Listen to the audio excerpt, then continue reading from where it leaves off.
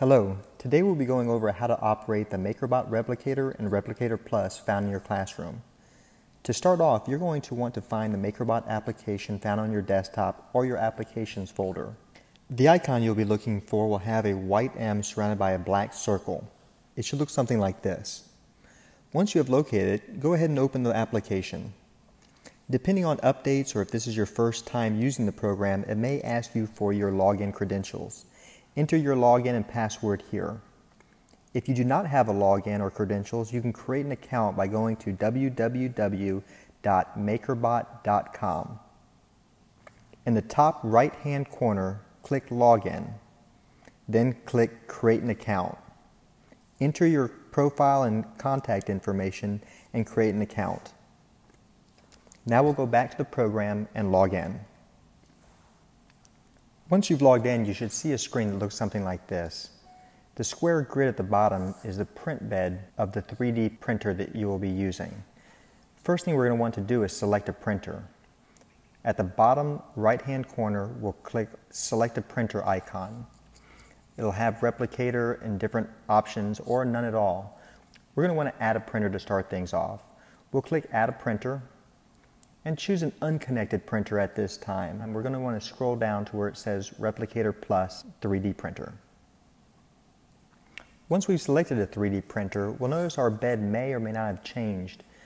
This bed now represents the same size and dimensions as the print bed of the printer. We'll be placing our 3D files on this bed. There is an outline of a cube on your screen. This represents the maximum geometries this printer can handle.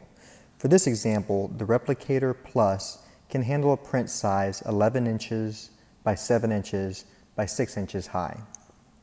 At this point, we're ready to place a file on the print bed. There's two ways to do this. First, we can go up to the top left-hand corner and click the Folders button where it says Project Panel. From there, we'll add models to our print bed by clicking on the Add Models button. A drop-down will appear where we'll go ahead and download our STL file. 3D printing requires that you have an STL file or a .stl. STL stands for stereolithography and describes the outer geometries of the part or product that you're looking to make. Once you've located the file, click the file once and hit Open. It will automatically open up or appear on your MakerBot print software.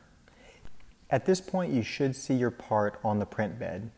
If you don't see it, don't worry, we'll correct that in a second. You can correct size differences by going to the eye icon here for Model Info. Your file may have been designed in inches and the software thinks it's in millimeters. We can correct this by going to the Model Info, going to Units, and then selecting the correct units that we would like to use for this model. In this case, I'm going to use millimeters. You should now see the file on your build plate. If you do not see it, don't worry, there's still one more step. We can go to Arrange in the middle of our icons and click on Arrange Project. This will center your design and place it on the build plate. At this point, your design should be ready for editing. Now we'll go over each icon on the right-hand side so that we can manipulate your print and maximize its efficiency in the printing process.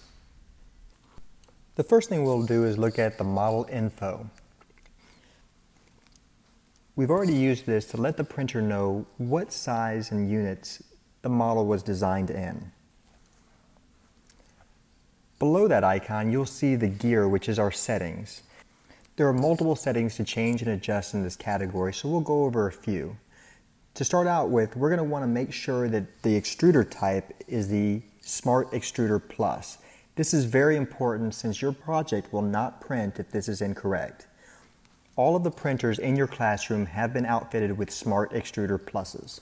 The next is Print Mode, and very similar to an inkjet printer, this just lets the printer know the resolution and quality of your print. If you're looking for a quick print, you may want to adjust this to a draft or mini fill. You will not get the same quality or resolution, but it does eliminate a lot of the time needed for the 3D print. In this case, we're going to keep it at balanced. The next icon you should see is Support. This is a very important feature of 3D printing. MakerBot prints one layer on top of the next layer on top of the next layer until you have a three-dimensional object. In the case of overhangs or eaves, sometimes there is no layer to print onto. MakerBot has solved this problem by building supports, and this will allow your printer to build these supports and add material so that it can then have a layer to print on. The next thing we'll look at is infill and density. Because an STL file describes the outer geometry and not what's inside that model, we're now going to figure that out here. Most of your 3D prints will just require 10% or less to have a very solid print. You do not have to fill it or have a higher density than that. But density is important when you print. So this will allow you to print anything from 10% infill, which would have air inside, all the way up to 100% density, which would be a solid piece of plastic. The next is infill pattern, and gives you a lot of choices on how you want to make your infill. Most of the time you're going to want to choose a hexagonal shape because it'll give you the most strength with the least amount of infill. The last thing we're going to want to look at is rafts. A raft is material laid down on your print bed between your part and the bed. It helps your part stick to the bed. It also allows better prints, as sometimes parts may warp or pull up in the printing process. Print setting has more custom settings, but for now this will get you up and running. The next icon is Arrange. It will allow you to move your part on the print bed and determine where you would like to place it. By clicking on Arrange to build plate, it'll automatically center your project on your print bed. The next icon is Orient. This icon allows you to change the direction and flip the object depending on how you would like to print it. We can flip it on its X, Y, and Z axis to orient the piece so that it maximizes its printability. Before leaving this function, we're going to want to hit the Place Face on Build Plate button. This will ensure that our part is sitting on the build plate. The last functionality is the Scale button. We can download parts of any size or shape and scale the part to a size that fits what we need. This is great for when we download a file that may be set up at 20 inches by 20 inches and we may want to shape them down to 10 by 10. It's also perfect for when we have multiple pieces that interlock with each other and we can now scale each one at the same size and make sure that they all still fit. At this point, we are now ready to print the object. To do so, we're going to go to the bottom right-hand corner of our program where it says Export and click the Export button. We'll name the part. In this case, I'll call it Dominic's part. And we'll choose where that file will be located. We're going to want to choose a location that's on a jump drive because the 3D printer will actually accept jump drives. From here, we'll click the Save button. And you'll see it prepare or process the information. Once it's been processed, you'll see two different categories. One, the amount of material used, and this will give you a number in grams. And on the right-hand side, it'll tell us how long it will take. Keep in mind that grams are usually related to the cost of the object. Each gram is roughly 10 cents per gram. So if your part is 10 grams, you're looking at about $1 for that part. At this point, we're now ready to load the jump drive in the printer. We'll load the jump drive in the printer and spin the selector wheel until it says Print. We'll then select Print by pushing down on that wheel.